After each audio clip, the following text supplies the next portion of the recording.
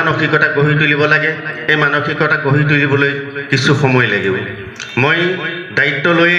মই বিভিন্ন সমস্যাৰ সন্মুখীন হৈছোঁ এতিয়াও সমস্যাৰ সন্মুখীন হৈছোঁ কিন্তু ধৈৰ্য আৰু সততা আৰু সাহসেৰে খুব নিবিড়ভাৱে আৰু খুব নিৰলে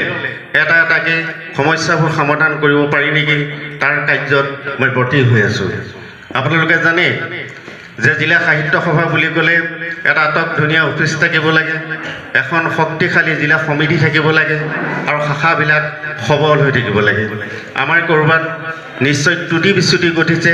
যাৰ কাৰণে জিলা সাহিত্য সভাকো বিভিন্ন মহলত বিভিন্ন সময়ত সমালোচনা কৰিবলৈ সুযোগ দি অহা হৈছে মই এই সুযোগতে আপোনালোক সকলোকে মই অনুৰোধ জনাইছোঁ যে জিলা সাহিত্য সভাখন শক্তিশালী কৰাৰ ক্ষেত্ৰত আপোনালোক সকলোৰে সহায় সহযোগিতা দিহা পৰামৰ্শ একান্ত প্ৰয়োজন আছে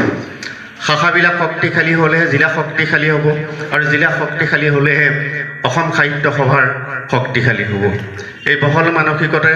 আপোনালোকে আমাক সহায় সহযোগিতা কৰিব বুলি অনুৰোধ কৰিছোঁ যে আমাৰ কিছু ব্যক্তিগত আকৰ্ষৰ বাবে কোনোবা কাৰোবাৰ লগত সংপৃক্ত হৈ থাকিব পৰা নাই সংযোগী হৈ থাকিব পৰা নাই সহযোগী হৈ কাম কৰিবলৈ ওলাই আহিবলৈ সুযোগ পোৱা নাই মই আশা কৰিম যে আমি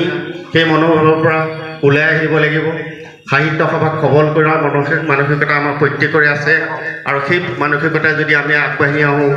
আমি এৰাধাৰাৰ মাজেৰে জাতীয় সংগঠনটো সেই লাগে শাখাই হওক সেই লাগে জিলাই হওক বা সেই লাগে কেন্দ্ৰীয় সাহিত্য সভাই হওক ইয়াক নিশ্চয় সবল আৰু সুদৃঢ় ভিত্তিত প্ৰতিষ্ঠা কৰিবলৈ সক্ষম হ'ব